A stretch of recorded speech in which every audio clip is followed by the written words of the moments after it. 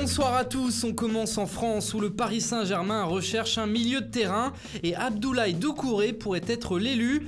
En effet, le milieu de terrain français évoluant à Watford serait intéressé par un retour en France. Le club francilien aurait déjà proposé une offre de 33,5 millions d'euros, jugée insuffisant pour les Hornets qui réclament 50 millions. Le dossier Mario Balotelli repart de plus belle. En fin de contrat en juin prochain avec l'OGC Nice, l'attaquant italien serait courtisé par la Fiorentina, Fenerbahçe et de nouveau l'OM. Un départ anticipé en janvier rapporterait au passage quelques millions au club azuréen pour un joueur qui n'a toujours pas marqué cette saison en Ligue 1. À l'étranger, la Juventus ne devrait pas vivre un mercato hivernal de tout repos. Que ce soit dans le sens des arrivées ou des départs, il devrait y avoir du mouvement. En effet, la vieille dame pourrait coiffer tout le monde au poteau dans le dossier Matthijs de Ligt. Une offre de près de 80 millions d'euros pourrait bientôt arriver sur la table des dirigeants de l'Ajax, puisque la Juventus semble déterminée à recruter le crack néerlandais. La Juve a également fait d'Isco une de ses priorités pour ce mercato. Il pourrait quitter le Real Madrid dès cet hiver.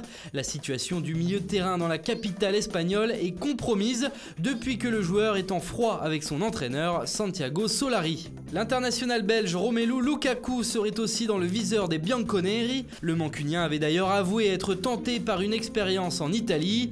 Lukaku est tout de même lié avec Manchester United jusqu'en 2022. En fin de contrat en juin prochain du côté d'Arsenal, Aaron Ramsey est sur le départ. La Juventus serait positionnée pour recruter l'ancien joueur de Cardiff City. Le champion d'Italie aurait une longueur d'avance sur l'Inter et le Paris Saint-Germain. Enfin, la Juventus draguerait Francisco Trincao, âgé de 18 ans. Considéré comme l'un des plus grands espoirs portugais, le joueur de Braga aurait une clause libératoire de 15 millions d'euros. Le directeur sportif de la vieille dame aurait même déjà entamé les négociations.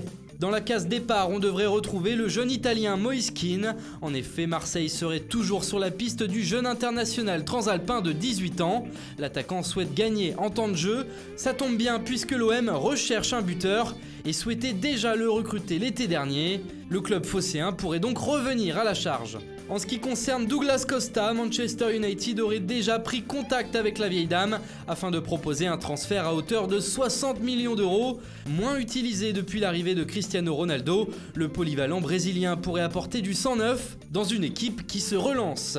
Et on reste en Italie avec Raja Nainggolan qui en aurait déjà marre de l'Inter et voudrait revenir à l'AS Roma.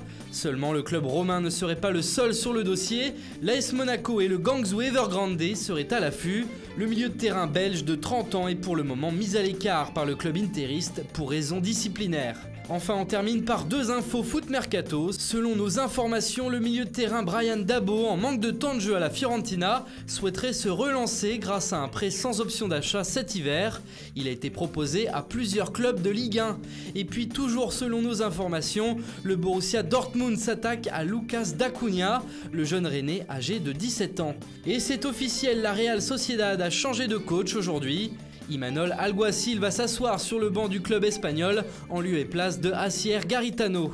Voilà, c'est tout pour aujourd'hui. Bonne soirée à tous et rendez-vous demain pour de nouvelles informations sur le Mercato.